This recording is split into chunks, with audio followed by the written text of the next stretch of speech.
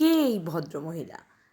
ইনি বসে আছেন দাঁড়িপাল্লা নিয়ে আপনাকে সঠিক ভার আর ওজন সম্বন্ধে একটা জাস্টিফিকেশন বা একটা বিশ্বাস দেওয়ার জন্য। চলে গেছিলাম রায়টু বাজারে।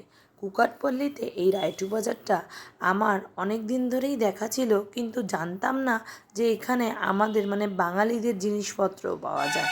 বাঙালিদের জিনিসপত্র বলতে এই বাঙালি সবজিপাতি বলুন। এটা হচ্ছে একটা গভর্নমেন্টের বাজার, মানে সরকারি বাজার বলতে পারেন। এখানে বিভিন্ন চাষিরা বা সবজি বিক্রেতারা ডাইরেক্ট এসে পাইকারি বাজার হিসাবে এখানে জিনিসপত্র বিক্রি করেন। আর সেই জন্য দামটা কিন্তু সাধ্যের মধ্যে, আর ভ্যারাইটি অনেক। সবচেয়ে ভালো লাগা হলো আমাদের বাঙালিদের পছন্দের আম, এঁচোড়, পুঁই শাক, লাল শাক, গন্ধলেবু, এই সব কিছু আপনি পেয়ে যাবেন রায়টু বাজারে। এর আগে আমি যখন ব্যাঙ্গালোরে থাকতাম, মোটামুটি বাড়ির সামনের বাজারে একটা বাঙালি, একটা না দুটো তিনটে বাঙালি দোকান ছিল। সেখান থেকে বাঙালি মাছ, মাংস, তারপর আপনার ধরুন গিয়ে এই বাঙালি সবজিপাতি ইউনিক, মানে যেগুলো সাউথ ইন্ডিয়ানরা খায় না, সেইগুলো পেয়ে যেতাম। কিন্তু হায়দ্রাবাদ আসার পর বেশ কষ্ট হচ্ছিল অ্যাডজাস্ট করতে। ভাবছিলাম একটু লাল শাক খাবো, একটু পুঁই শাক খাবো, একটুখানি এঁচোড় দিয়ে চিংড়ি মাছ দিয়ে খাবো, একটু পটল দিয়ে চিংড়ি মাছ দিয়ে খাবো।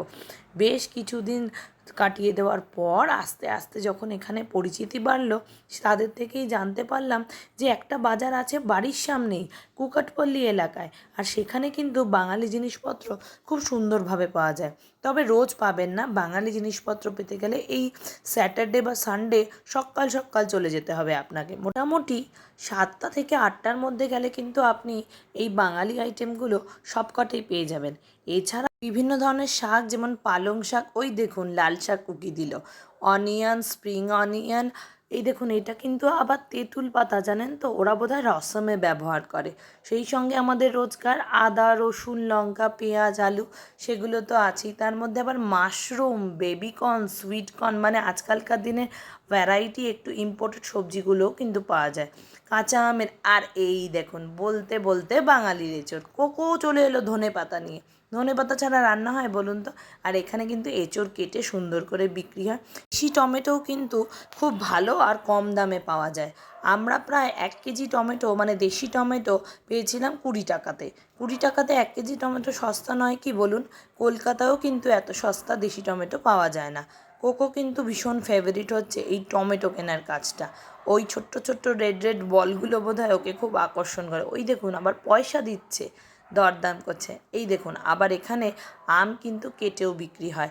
মানে ধরুন আপনার বাড়িতে কোনো অনুষ্ঠান আছে, তাই এরকম যদি ওদেরকে ইনস্ট্রাক্ট করে দেওয়া হয়, তাহলে ওরা আমগুলোকে এরকমভাবে কেটে কেটে সুন্দর করে আপনাকে ডেলিভারি দিয়ে দেবে। হ্যাঁ, তবে একটু টাইম নিয়ে এলে সুবিধা হয়। আটিও কিন্তু ছাড়িয়ে দিচ্ছে। আর এই দেখুন একজনকে বস্তা ভরে মাল নিয়ে যাচ্ছে। তাই সস্তায় সুন্দর আর বাঙালি স্পেসিফিক সবজি, শাক, এই সমস্ত নিতে জেএনটিউ আর লুলু মলের মাঝখানে এই রায়টু বাজারে আপনারা কিন্তু আসতেই পারেন।